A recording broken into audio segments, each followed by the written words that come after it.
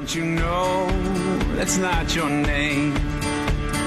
You will always be much more to me. Welcome to Educate for Life. I'm your host, Kevin Conover. We're on AM 1170, The Answer in San Diego, every Sunday from 4 to 5 p.m. You can also stream the show at am1170theanswer.com.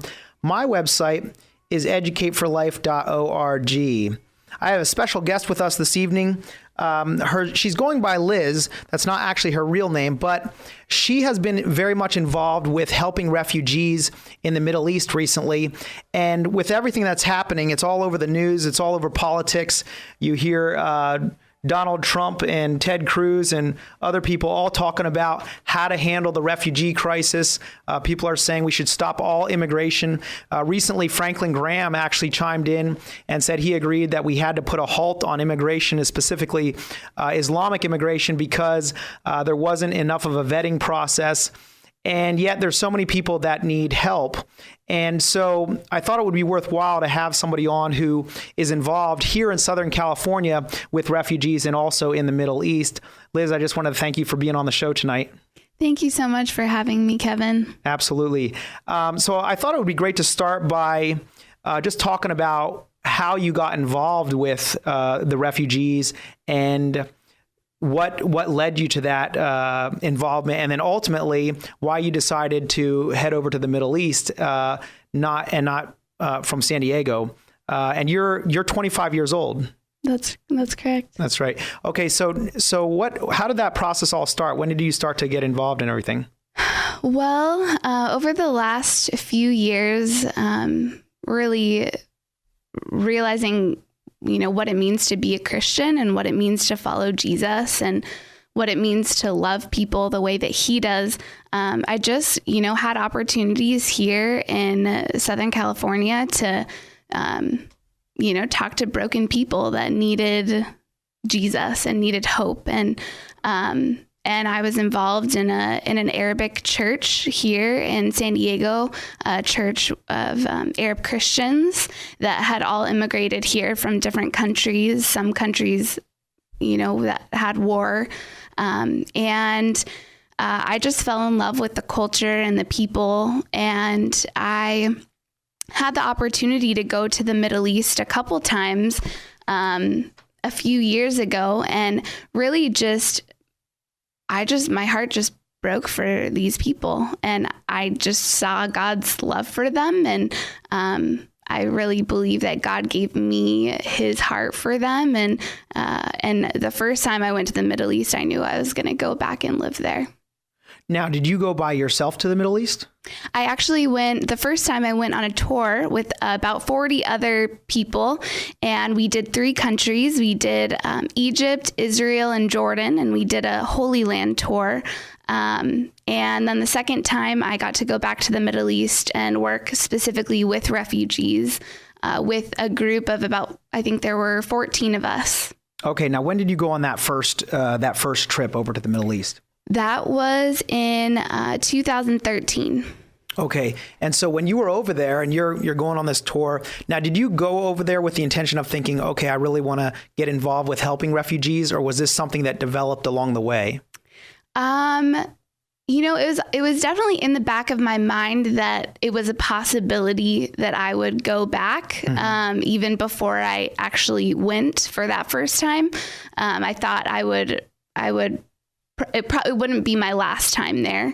But it was definitely something that developed along the way too. Just meeting people, getting to build friendships and build relationships with people when I was over there, even though I was only over there for a short time, about 2 weeks. But yeah, and then just, again, being involved in the Arab community here in San Diego too.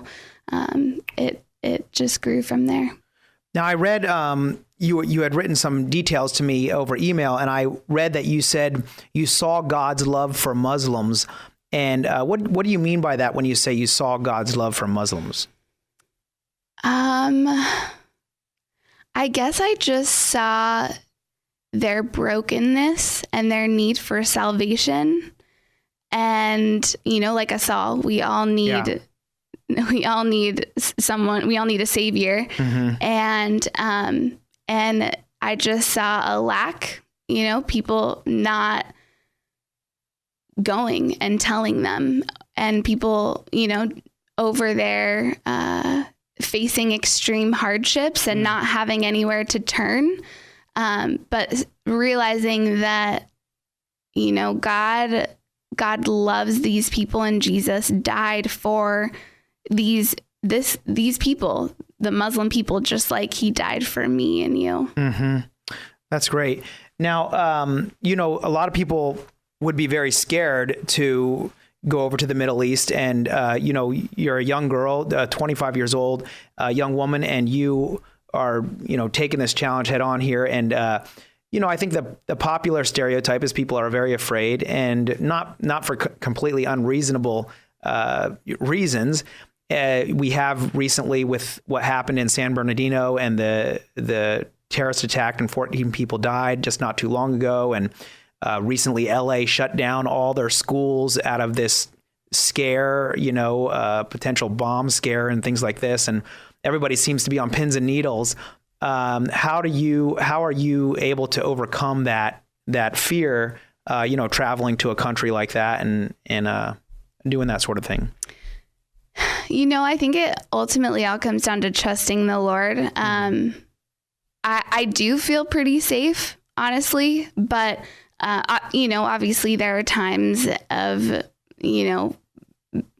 I've definitely had fear in the past, even just knowing that, not too far away, ISIS is taking over cities and these kinds of things. But, I think it all comes down to the fact that as Christians, we're called to bring the gospel to the ends of the world, no matter what the cost is. And I'm sure there were times when the apostles were fearful, and ultimately we know they all died for their faith and for the spread of the gospel. But really, it's about being obedient to the call of Jesus and bringing the gospel to people that have never heard it before and have never and maybe will never have the opportunity to hear it unless people like me don't go over and share. Yeah. Now your mom's sitting here in the studio, supporting you here. And how did your parents respond to this desire to go over to the Middle East and so forth? I think it's definitely been a process for them too. I know, there are definitely moments of maybe a little bit of fearfulness for them. But I think they've just seen the things that God's done in my life. And so they believe that I'm supposed to be out there just as much as I do. Yeah, that's great. So my guest this evening is Liz. She's working with refugees. Liz is actually not her real name, and just for safety and taking extra precautions, just doesn't want to go by her real name. But what we're talking about is what's happening in our country, how people are responding to the refugee crisis, and how a lot of people have said, hey, listen, we care about you, but you need to stay, in your country, in the Middle East. And we just don't have the processes in place in order to make sure that among the refugees coming in, there aren't terrorists also. And so we're talking about that, and also about how do we reach, how can we best help refugees, people that are in a difficult situation? They're coming oftentimes with nothing at all, just the clothes on their back. And San Diego is a very big, we have a huge influx of refugees, one of the largest in the country. And so what do we do here to make a difference in the lives of these people that God loves? So stay with us. We're going to be right back, and we'll continue this discussion.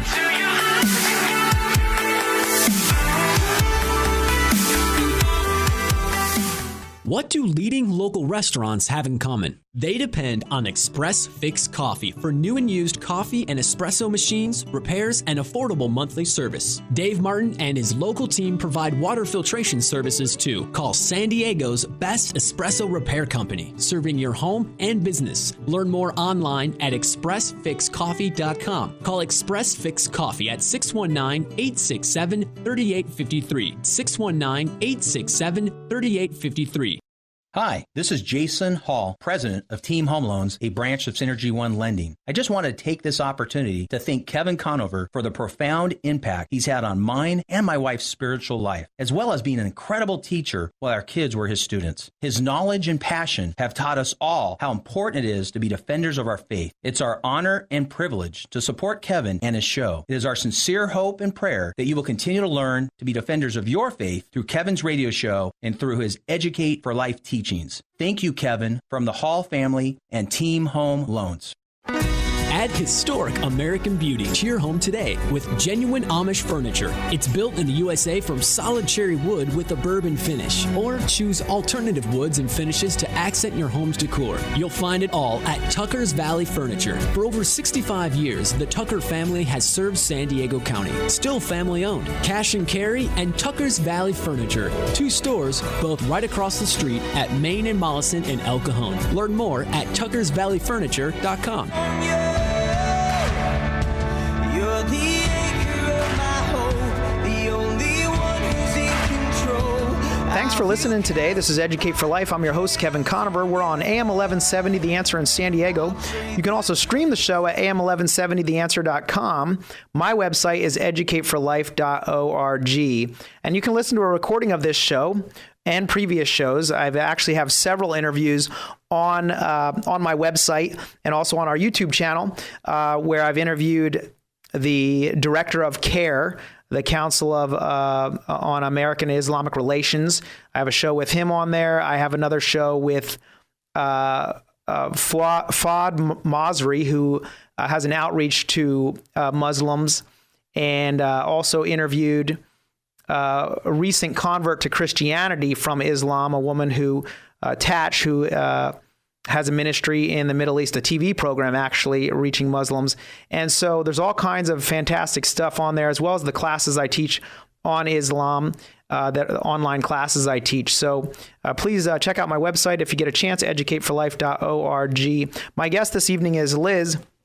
Before we continue our discussion with her, I just thought I'd share some of these stats on San Diego and refugees. The Office of Refugee Resettlement reports that in fiscal year 2014, the United States accepted 69,986 refugees from different countries, ranging from Afghanistan to Zimbabwe. The state of California welcomed 6,108 of these foreign-born newcomers, including 3,049 from Iraq. Many of these refugees resettle in San Diego County. In the past year, during fiscal years 2010 to 2014, San Diego County welcomed 13,801 refugees, including 10,363 from Iraq. San Diego County has resettled 1,610 refugees in this past fiscal year. Within the city of San Diego, City Heights is the focal point for refugee resettlement. With a population of approximately 74,000, the neighborhood is comprised of immigrants, 44% of whom are foreign-born. So the U.S. State Department actually calls City Heights an immigration zone. It's one of 6 in the county to receive this designation. So, Liz, in your involvement here in San Diego, based on these stats, I mean, this is a lot of people coming into San Diego. Is that what your experience has been, seeing people in City Heights, and what parts of San Diego have you been involved in? I was mostly involved in the communities in East County. Okay. Working with, there's a lot of Arab refugees over there. But yeah, a lot in City Heights as well. But yeah, I was mainly in East County. And how are you involved with them? Like give me an example of what is a month, a week, a month look like as far as being involved, and what is it that they're coming here and they're needing? Well, my involvement here in San Diego is pretty organic when it started out. So I wasn't with any organization or church or anything officially, but I just started going to an Arabic church and started making friends and started spending time with the friends that I was making. And so just getting involved that way, relationally, and so not as much with the physical needs, but, friendship is actually a huge part of what they're missing a lot of times. They're leaving their homes and their families, their communities that they've, lived in all their lives, generations, and they're coming to a completely new place where they don't know anyone and, don't have any friends. Speak English? Are people speaking English or? Some of them speak English. The ones that have been here for a while, a lot of times know English pretty well, or are learning English. Uh-huh. And is it difficult to make friends? I mean, are refugees pretty welcoming as far as that's concerned, or? My experience, especially with Arab refugees, because that's mainly who I've been working with. And when you say Arab, are you referencing Muslims, or are you referencing a larger makeup?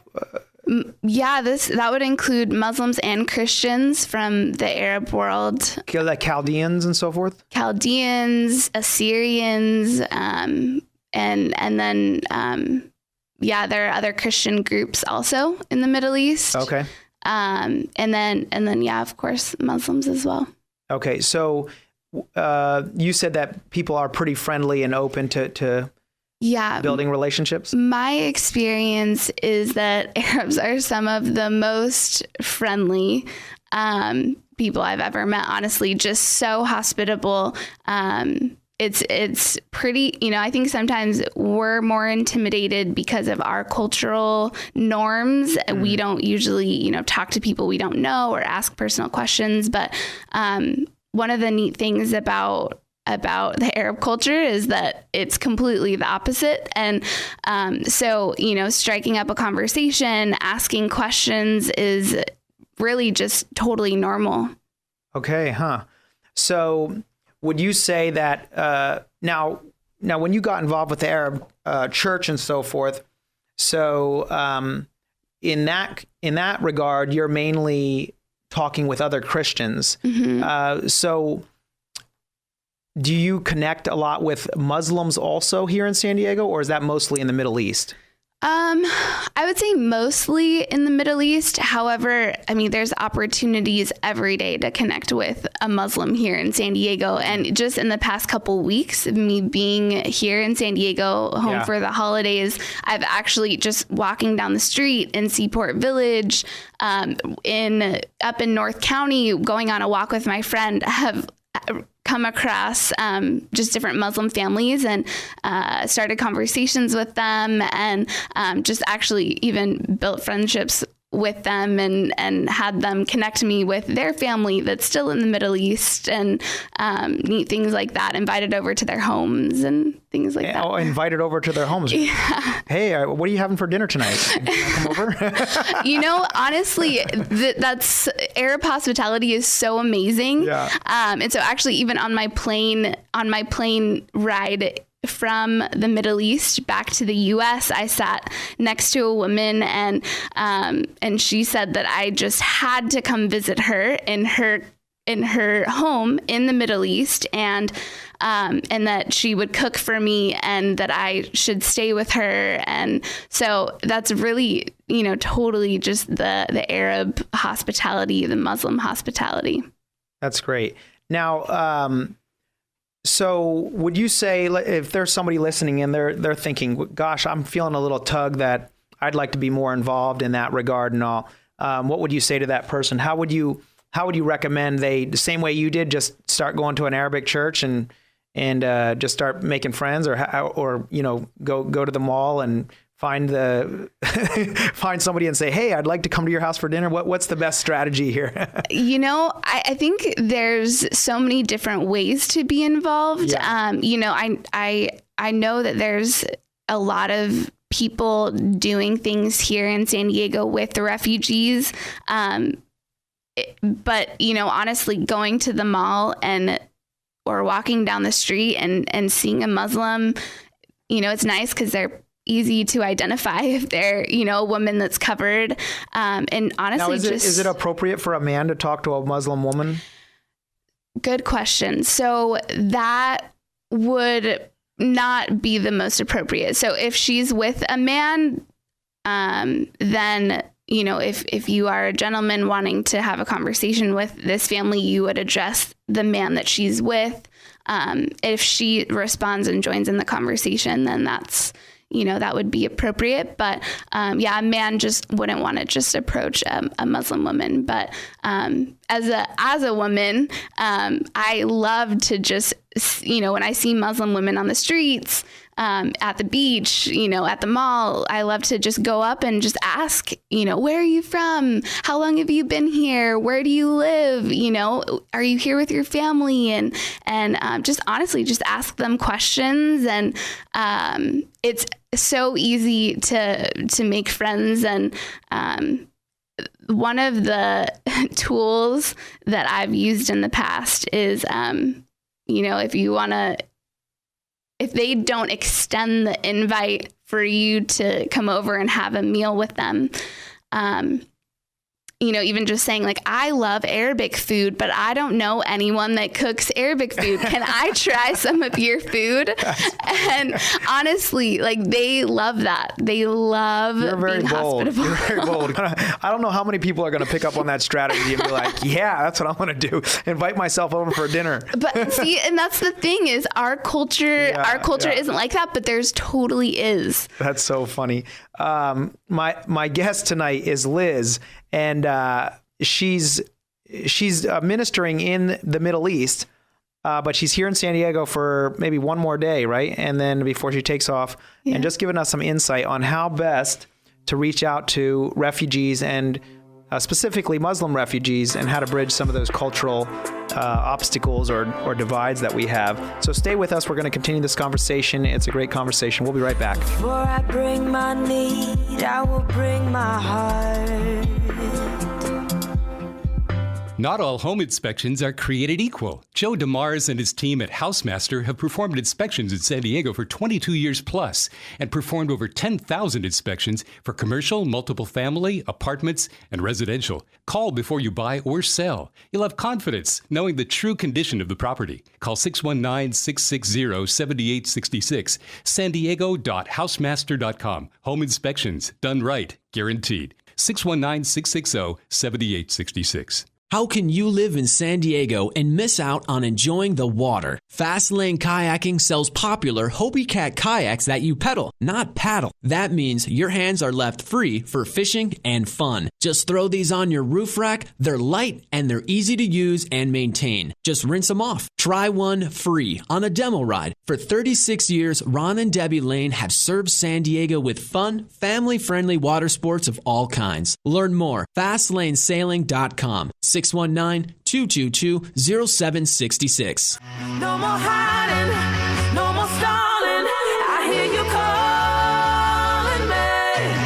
And I'm Thanks for tuning in to Educate for Life. I'm your host, Kevin Conover. We're on AM 1170, The Answer in San Diego, every Sunday, 4 to 5 p.m. You can also stream the show at am1170theanswer.com.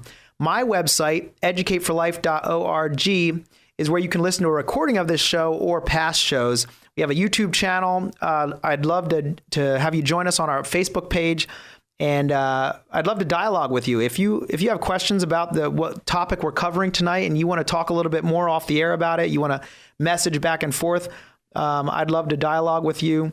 So please feel free to contact me. I love to get feedback from what people are hearing on the show. My guest tonight is Liz, not her real name, but she is working with refugees in the Middle East as well as here in San Diego. She's about to take off back to the Middle East. And Liz, I wanted to ask you, we were talking about stereotypes and cultural norms, how you said that Muslims are very open to you kind of inviting yourself over for dinner, and they'll meet you and they're immediately looking to be hospitable to you and talk and have a good conversation, which I found that same thing to be true, although I haven't invited myself over to dinner yet, but that'll be my next step after this show here.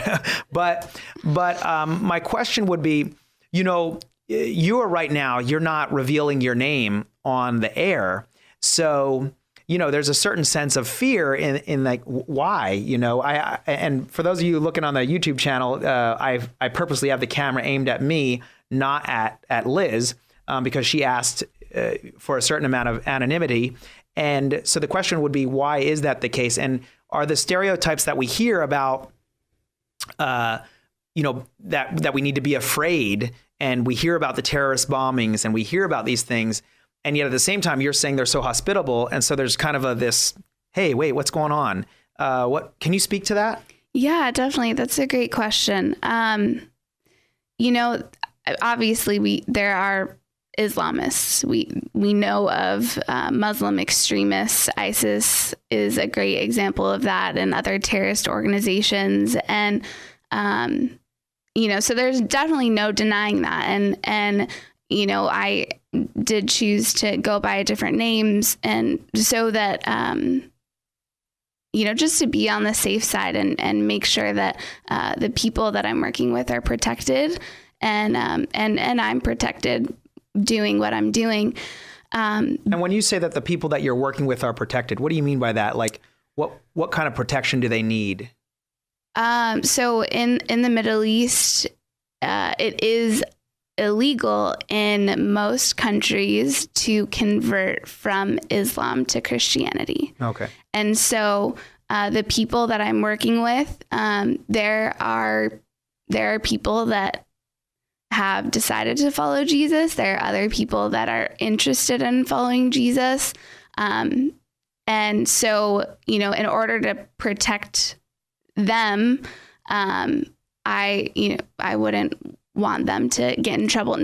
And really the fear isn't actually with the governments of most of these countries, even though it is illegal, but the fear is with radical extremists over their family members and those kinds of things, that if they were to find out, then harm could come to So it's people. more about the family members kind of maintaining honor, and now the people that you speak to who have decided to follow Jesus or are considering that, is that something that is going on in their mind as they're considering and finding out that you're a Christian and so forth?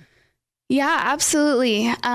There's one person that I've been working with for a while, and for a while the secret police were actually investigating him and interviewing people, neighbors of his and people that he knows, and so that is a real thing.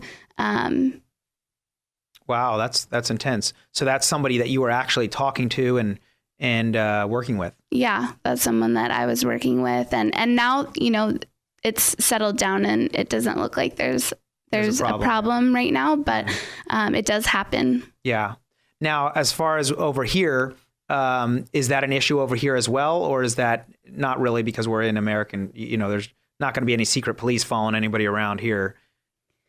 Yeah, I mean, I think over here it's a different story, and there's that you can be very open over here, which is actually pretty amazing.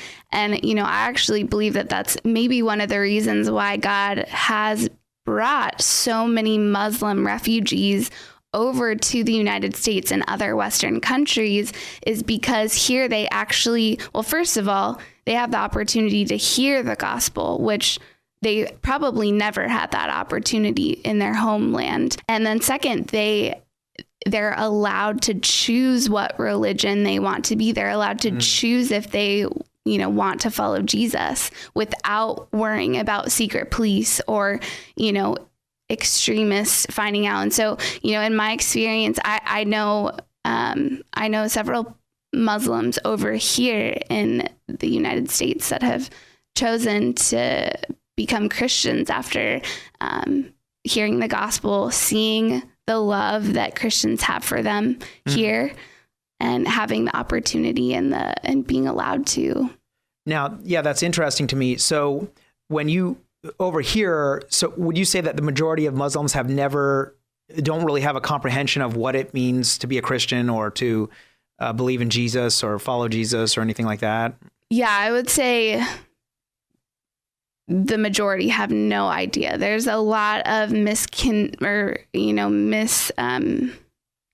ideas that Muslims have about Christianity, things that they like, more their perception of what Christians believe that is, a lot of times very off.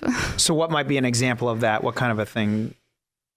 One example is that we use the term Son of God a lot. Obviously, it's in the Bible. Jesus is the Son of God. Sure. In a Muslim understanding, in a Muslim worldview, the term Son of God would mean that God, who is holy and perfect and righteous, would have come down and actually had sexual relations with a woman, with Mary, and had a biological son. Yeah, that's Mormonism, not Christianity. Exactly. And for us, I think when we hear that, we're kind of, as Christians, we're like taken aback. Yeah. No, of course, What? You thought that? Yeah, we would never think that. But, and so they have that same reaction when they hear the term Son of God. It's blasphemy to them. And so even just, explaining that is helpful. Okay. So just clarify those things. Now, what about other stereotypes or things that aren't true about Muslims? We see all the time the sensationalism. What gets most of the airtime is the terrorist attacks and these sorts of things. But how would you counsel somebody who's afraid of getting involved because they see somebody wearing a full what is the name for it? Hijab or hijab? Yeah, a hijab is or a burqa. Yeah, burqa. So they're walking through the mall and they see that, and is that something to be afraid of, or is that? I think we've all probably experienced, seeing a woman that's fully covered, and maybe we've all kind of thought to ourselves that, I wonder. Yeah. And so I wouldn't condemn anyone for, thinking that, but I guess it's just having another perspective in terms of women being covered. I think sometimes it could be that, their husbands are very jealous and don't want any other men to look at their wife. But, at the same time, I know girls my age that love to cover their head because it's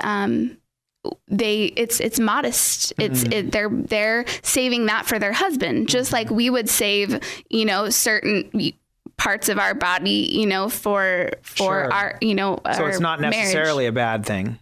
It's not necessarily a bad thing. Yeah. So my guest tonight is Liz. That's not her real name, but she's working with refugees both here in San Diego and in the Middle East, and she's given us great insight. Stay with us. We're going to continue this conversation. We'll be right back.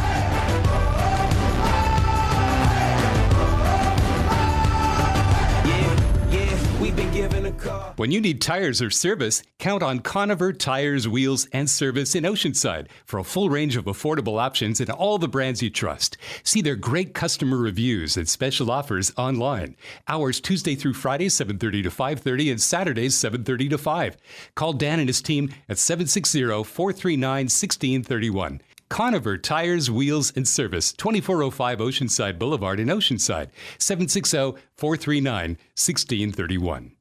Do you have one-button espresso machines in your home or business? They make delicious coffee drinks, but they're not maintenance-free. Express Fix Coffee is San Diego's source for coffee and espresso machine repair, sales, and service. Call Dave Martin at Express Fix Coffee for new and used espresso machines, repairs, parts, and accessories. They'll save you time and money. Call Express Fix Coffee at 619-867-3853. Learn more at expressfixcoffee.com. Going back and forth from doing right to doing wrong, because we were taught that's who we are.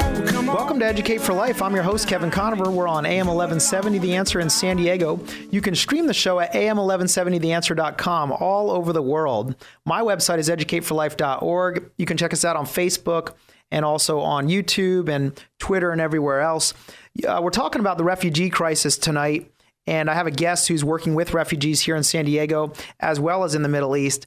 I got this article off the web just recently, this December, 2015 here. About 350 people gathered at Waterfront Park Thursday to show support for the world's refugees, saying they are welcome in San Diego. It says here that I'll just read an excerpt from here. Amid a global debate about refugee resettlement that has intensified in recent weeks following the deadly terrorist attacks, the issue is particularly poignant in San Diego County, where as many as 3,000 refugees are settled each year. The county has consistently admitted the most refugees in California for the past 7 years, according to state data. Activists at the event held at Waterfront Park on International Human Rights Day denounced recent hateful rhetoric and discriminatory legislation against refugees. The presence of Syrian refugees has become particularly contentious after the terrorist attacks killed 130 people in Paris in November. It says here, critics say Syrian refugees entering the United States aren't properly vetted. A lot of people have not taken the time to look into the vetting process, but it is actually very thorough. About half the county's governors have said they'll refuse to admit or aid Syrian refugees. It is true that we are not going to know a whole lot about the Syrians that come forth in this process. That is definitely a challenge. Homeland Security Secretary Jay Johnson recently told a House committee, "We know that organizations like ISIL might like to exploit this program." It says they expressed concerns about scrutiny of the religion. Some of the Muslims did. And then, what happened in San Bernardino last week, it says that the couple was radicalized. Local Muslims say these attacks don't depict true Islam. Today, we are hearing the echoes of history and recognize that the Islamophobic rhetoric could lead us down a hateful and shameful path that is reminiscent of Japanese internment camps and our failure to shelter victims of the Holocaust. What I think is so interesting about all this is that the best way to prevent the radicalization of Islam, of Muslims, is through reaching out in love and answering with the love of God and the love of Christ and getting involved. And my guest Liz here, that's exactly what she's doing. She's been a part of an Arabic church for a long time. She's over in the Middle East and on a regular basis has conversations with just Muslims in the mall or wherever she's at. And would you agree that the best method of ensuring that we don't face these terrorist attacks like what happened in San Bernardino or Paris or wherever else is to get involved and make that difference? Absolutely. I think there's always a risk, but I think that the Bible is pretty clear that risk is worth it, and that it's actually, this is what God commands us to do, is to care for the poor and the needy. And this is just an amazing opportunity for the church. That's really how I see this, as an incredible opportunity for the church in America to show these people the love of Jesus. Now, some people might be thinking, Liz, they might be thinking, I'm unequipped. I don't know Arabic. I don't know much about Islam. I don't know their cultural norms. What would you say to somebody who says, I'm just not prepared for that sort of a thing? I would say that it's pretty easy to get prepared with the internet. There's lots of information, but, sometimes the more knowledge we have, actually, the harder it is.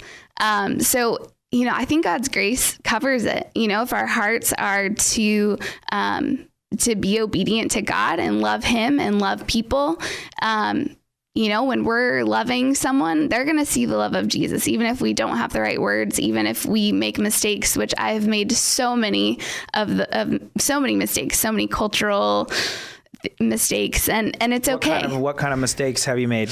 I think it's really just, like I had said before, they're so hospitable. And so I've just made mistakes in not being hospitable enough. And hospitable back. Yeah. And in my mind, it was just normal. Why didn't you invite me over to your house? Yeah, exactly. Yeah. But in my mind, it was completely normal. Yeah. But I have actually done things that have been completely rude in their culture. So. Yeah. But were you surprised at the response that some of the Muslims gave you in how friendly and receptive they were to what you had to say? Oh, absolutely. And, the neat thing about the Arab culture in particular is that, the things that we would never bring up in a social setting, politics and religion, are the things that they talk about in a normal conversation. So what's neat is that they're so open to talking about religion and talking about Jesus. They actually love Jesus and respect Jesus as a prophet. Actually, in Islam, you're required to believe that Jesus is a prophet to be a Muslim. Yeah. I was blown away when I first started studying Islam that Jesus is actually mentioned more often in the Quran than Muhammad is, which I was like, whoa, what in the world? Yeah. And now, did you have to, when you went over to the Middle East and so forth, did you have to study Islam, Arabic? Did you have to go through a process in order to be trained to be able to reach refugees better? Or honestly, I think a lot of my study was kind of just my own personal research. What do Muslims believe? And there's still so many things that I don't know. There's so many cultural things, religious things that I still don't know. But like I said, God's grace covers it. And I'm never going to know everything. We're never going to. If we're always waiting till we're good enough, it's kind of like, it's that carrot on the end of the stick. You just never get there. Exactly. Yeah. Absolutely. Now, why is it easier? Would you say it's easier for you as a woman to be involved in this sort of ministry than it would be for a man, or is that not the case? I don't think that's the case. I think men and women have very separate lives, I guess, in the Arab world and in the Muslim world. I visited a mosque and they separated the men and the women to different places. And a lot of times eating meals, the men and women will sit separately. Conversations, usually men talk to men, women talk to women. But I think that whether you're a man or a woman, there are men and women that we can find to talk to. Yeah, exactly. Yeah.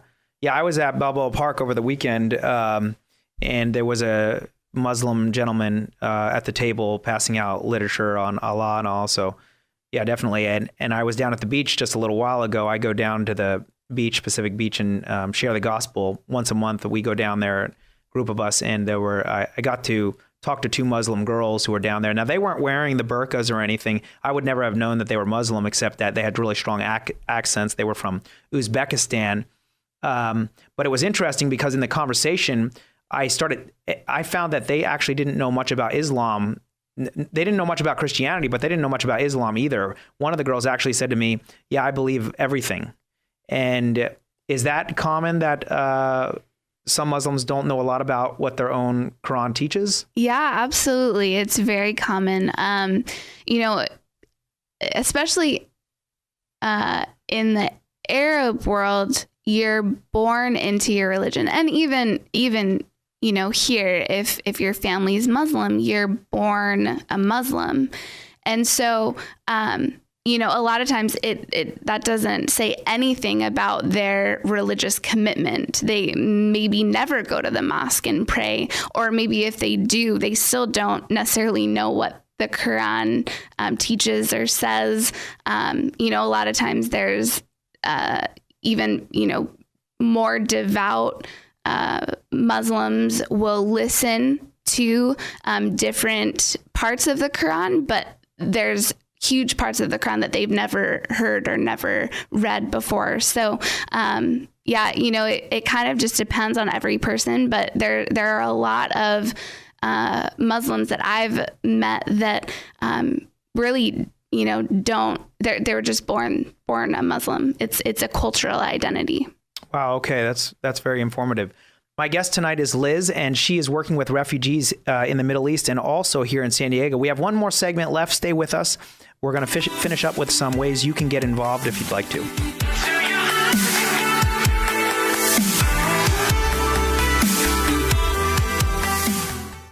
Hi, this is Jason Hall, president of Team Home Loans, a branch of Synergy One Lending. I just want to take this opportunity to thank Kevin Conover for the profound impact he's had on mine and my wife's spiritual life, as well as being an incredible teacher while our kids were his students. His knowledge and passion have taught us all how important it is to be defenders of our faith. It's our honor and privilege to support Kevin and his show. It is our sincere hope and prayer that you will continue to learn to be defenders of your faith through Kevin's radio show and through his Educate for Life teachings.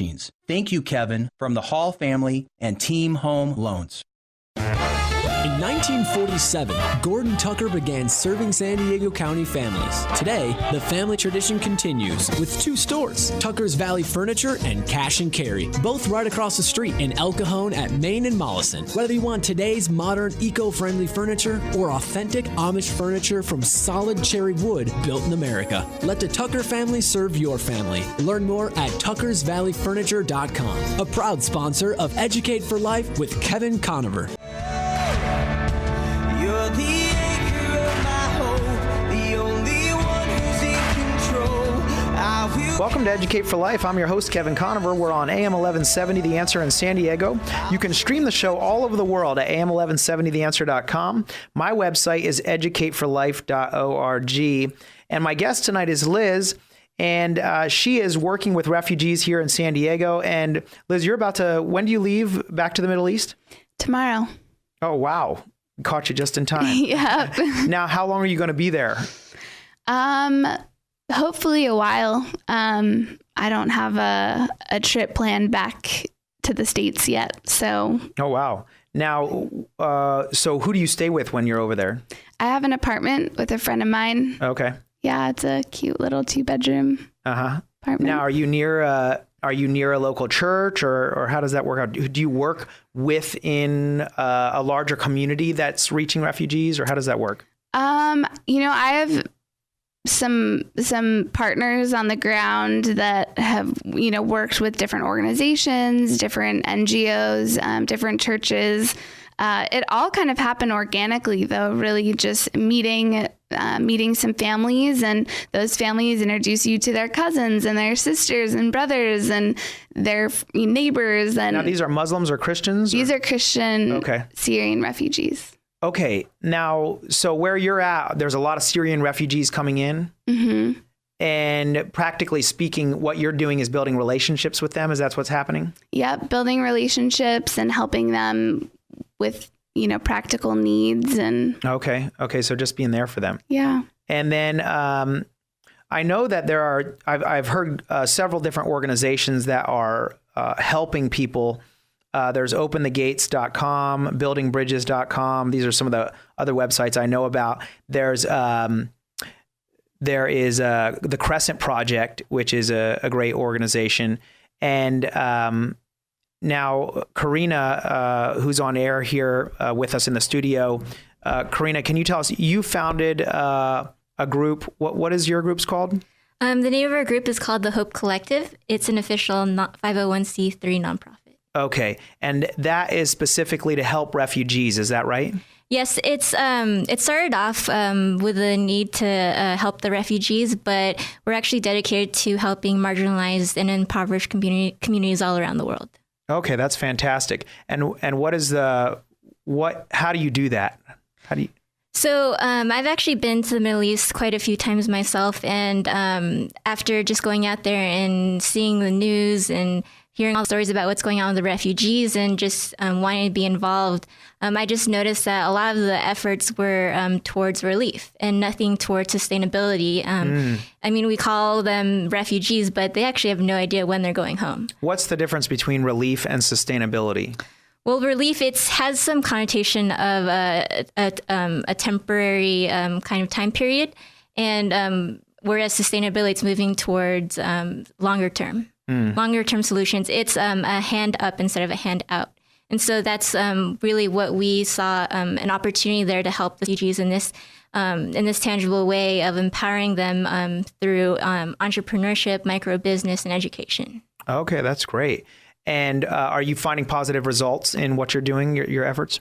We're finding lots of positive results here in San Diego and also in the Middle East. In the Middle East, it's just opened up lots of great relationships over there. And helping people to feel empowered and to find their dignity again. Versus begging, basically. That's correct. I mean, they feel empowered. Again, they've restored their dignity. A lot of them are actually professionals. When you think of refugees, you think of people who come from impoverished backgrounds, but these are actually business professionals. They've been highly educated, and they're doctors, they're lawyers, they're business owners. And for them to go to a country where it's illegal for them to work and not really feel that value again, we're just giving them that tangible opportunity to support their families and for also their children to be educated.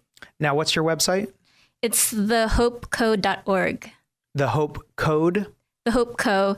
The Hope Co. C-O. Co.org, yes. Or you can just Google the Hope Collective. Okay. And if somebody wants to get involved, because I'm sure there's a lot of people listening who would like to make a difference in that regard, how can they get involved with what you're doing, or how can they support what you're doing? There's different ways to get involved. We're always looking for volunteers. We're looking for financial contributions, and 100% actually goes back to the refugees. None of the people involved with this project actually donation.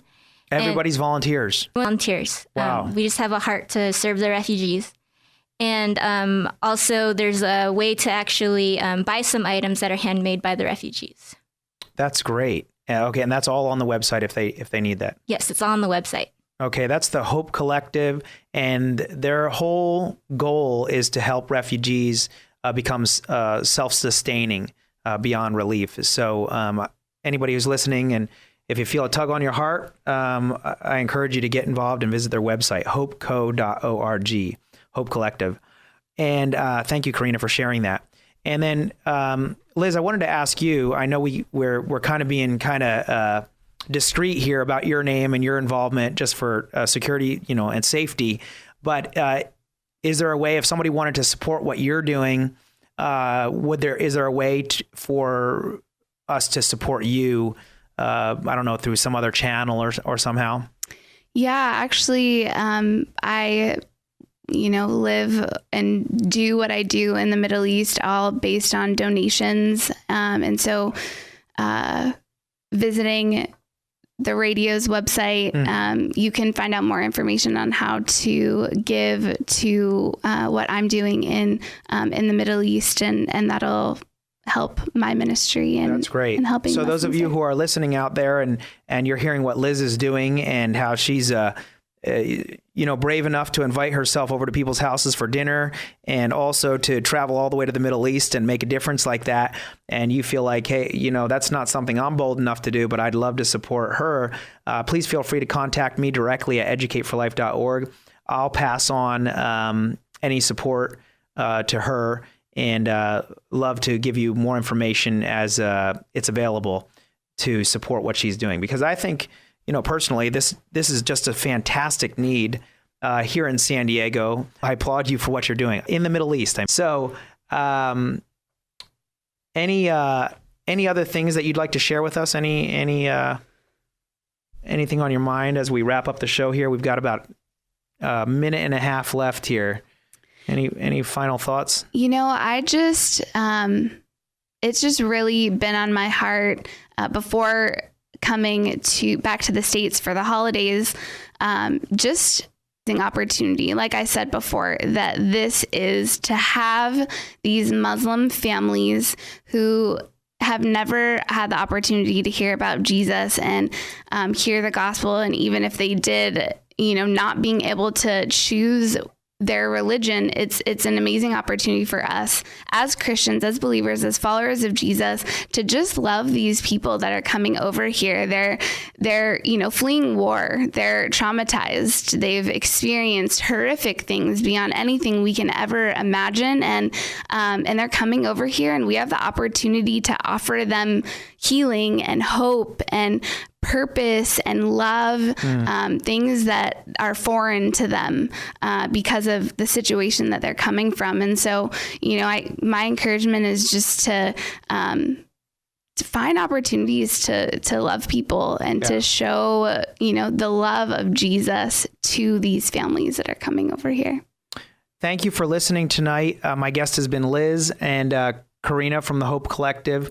Liz is helping refugees here in San Diego and also in the Middle East. I just hope that you pray for them and just encourage them. And if you can donate financially to support them, I think that'd be fantastic. Thanks for being with us. We'll be back next week, Sunday, 4 to 5 p.m., AM 1170, The Answer. Educate for Life with Kevin Conover, a regular feature on AM 1170 The Answer. Learn more about Kevin and his work online at his website, educateforlife.com. That's educateforlife.com. You'll find great resources, ideas, and even video classes there to help you grow and understand what in the world is happening. Encourage your friends to listen for great guests and intelligent analysis of the stories that shape our lives. Educate for Life with Kevin Conover, exclusively on AM 1170. The Answer. Bring your tithe and bring your shame. Bring your guilt and bring your pain. Don't you know that's not your name?